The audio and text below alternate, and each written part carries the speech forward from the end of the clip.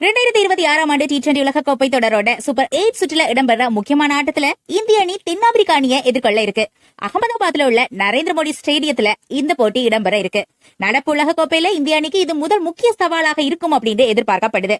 League சுற்றுல இரு அணிகளுமே தாங்க விளையாடிய 4 போட்டிகளிலுமே வெற்றி பெற்று தோல்வி அடையாத அணிகளாக வலம் வந்து கொண்டிருக்கு. ஏ பிரிவுல இடம்பெற்றிருந்த இந்திய அணி அமெரிக்கா, நமீபியா, பாகிஸ்தான் மற்றும் நெதர்லாந்து அணிகளை வீழ்த்தி முதலிடம் பிடிச்சிருந்தது. இந்திய அணியோட பேட்டிங் வரிசையில சற்று தடுமாற்றம் தெரிந்தாலுமே பந்து வீச்சாளர்களோட சீரான ஆட்டம் வெற்றியையே தேடி தந்திருந்தது. மறுபுறம் டி பிரிவில் இடம்பெற்றிருந்த தென்னாப்பிரிக்க அணி கனடா, ஆப்கானிஸ்தான், நியூசிலாந்து மற்றும் ஐக்கிய அரபு அமீரகம் ஆகிய அணிகளை வீழ்த்தி முதலிடம் பிடிச்சிருந்தது. அந்த அணியோட பேட்டிங் மற்றும் பந்து வீச்சு என ரெண்டுமே வலுவாக இருக்கு. ரசிகர்கள் ஆவலோட எதிர்பார்க்கிற இந்த போட்டியில மழையோட குறுக்கீடு இருக்குமா அப்படிங்கிற கேள்வி எழுந்திருக்கு. ஆனா அகமதாபாத் வானிலை அறிக்கை ரசிகர்களுக்கு மகிழ்ச்சி அளிக்கும் வகையிலேயே இருக்கு.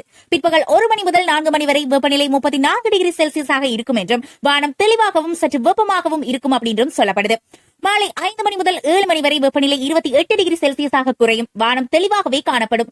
மழையின் குறுக்கீடு இருக்காது. இரவு 8 மணி முதல் 11 மணி வரை வெப்பநிலை 25 டிகிரி செல்சியஸாக இருக்கும்.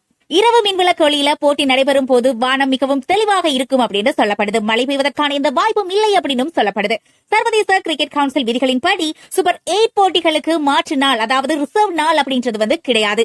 ஒருவேளை மழையால ஆட்டம் பாதிக்கப்பட்டால் இரு அணிகளும் குறைந்தபட்சம் 5 ஓவர்கள் விளையாட வேண்டியிருக்கும். அதற்கும் வாய்ப்பு இல்லை அப்படின்னா போட்டி கைவிடப்படும். முடிவில்லாத போட்டியாக அறிவிக்கப்படும். ஆனா வானிலை அறிக்கையின்படி அகமதாபாத்ல மழை பெய்யறதுக்கான வாய்ப்பு இல்லை அப்படின்றதால ரசிகர்கள் எந்த தடையுமே இல்லாம 40 ஓவர் போட்டியையுமே கண்டு மகிழலாம். இதே போல சின்ன சின்ன ஸ்போர்ட்ஸ் நியூஸ் தெரிஞ்சுக்கணும் அப்படின்னா மறக்காம சேனலை சப்ஸ்கிரைப் பண்ணி சப்போர்ட் பண்ணுங்க.